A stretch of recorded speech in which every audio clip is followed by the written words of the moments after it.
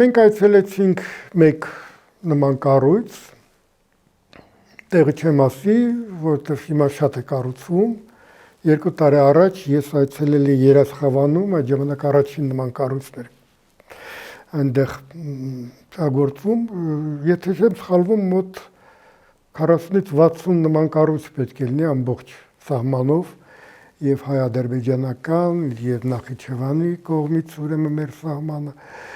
Դրանք ամենաժամանակակից պաշտպանական կառույցներն են։ Տեխնիկայի վերջին խոսքով կառուցված, որտեղ նախատեսված է ամեն ինչ, եւ ուրեմն թնդանոթների եւ տանկերի եւ թեթև հրազենի համար դիրքեր համապատասխան եւ ուրեմն այդ ամրությունը այդ կառույցի դա հաստ բետոն է։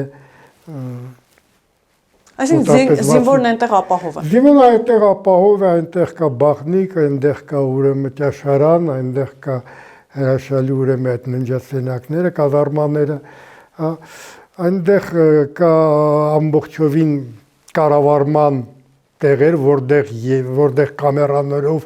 էկրանների վրա երևում է ամբողջ տարածք, հնարավոր չի որ որևէ բան շարժվի ու չնկատվի։